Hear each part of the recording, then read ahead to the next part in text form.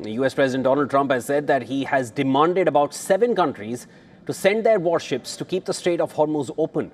However, his appeals have brought no commitment as oil prices soar during the Iran war. The American president declined to name the countries that his administration is negotiating with to join a coalition to police this waterway. Speaking to reporters on Air Force One, he issued a warning to NATO. Listen for yourselves. Remember, like as an example, in many cases, the NATO countries, we're always there for NATO. We're helping them with Ukraine.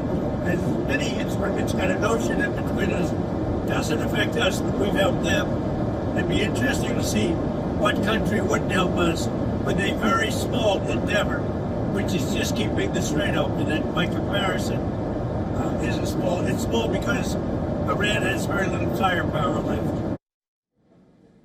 Earlier in an interview with the Financial Times, Trump said that NATO faces a very bad future if US allies fail to open the strait. British Prime Minister Keir Starmer spoke to the US President, and according to Downing Street, they discussed the ongoing situation and the importance of reopening the strait to end the disruption to global shipping. But a report in The Telegraph suggests that Starmer is refusing to send warships to help reopen the Strait of Hormuz. UK's Energy Secretary Ed Miliband said the government was intensively looking at what could be done to open the strait, but refused to offer a firm commitment. France and Germany have also signaled reluctance to answer the US president's demand.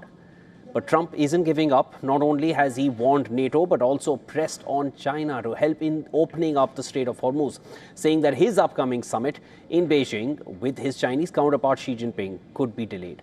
He said that he would want to know Beijing's decision before the summit, noting that China, as well as many European countries, rely more than the US on oil flowing from the Gulf. You go back and look at what I said years ago. I said, why aren't we maintaining the Hormuz Strait when it's really there for China and many other countries? Why aren't they doing it?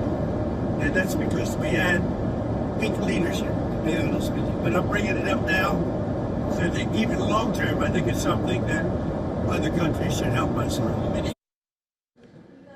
According to data compiled by Anadolu Agency from the International Energy Agency IEA and the US Energy Information Administration EIA, global oil demand averaged about 104 million barrels per day in the first half. Of this total, roughly 80 million barrels per day were traded by sea. Around 70% of global oil demand and more than 90% of seaborne oil trade passes through 7 major choke points worldwide. Now, the Strait of Hormuz, connecting the Persian Gulf and the Gulf of Oman and the Arabian Sea. It is one of the most strategically important energy choke points in the world. In the first half of last year, oil flows through this strait averaged 20.9 million barrels, which is roughly 20% of global oil consumption and roughly 1/4 of seaborne oil trade.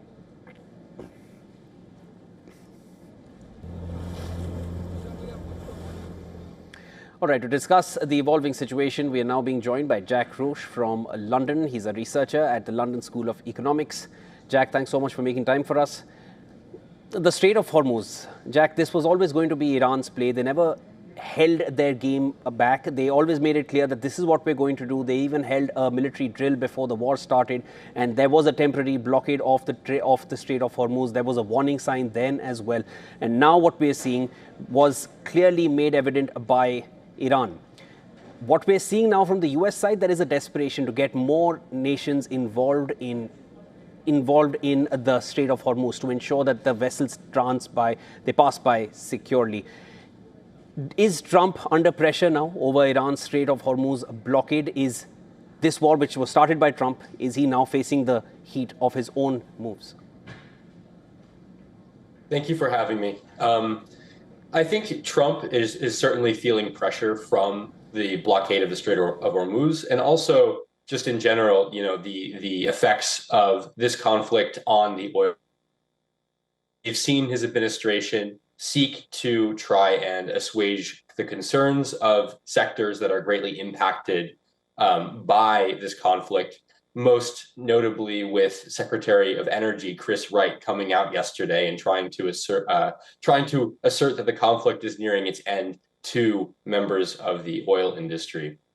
I think another sector that's under a lot of pressure by the conflict is the banking sector. We've seen banking stocks slide last week after Iran threatened action against US and Israeli financial interests in the Gulf.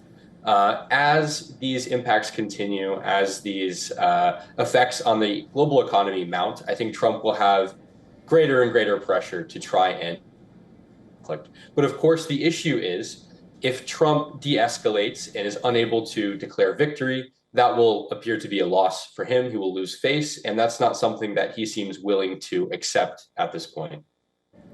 Jack, from an economic standpoint, I understand that's your research area of expertise.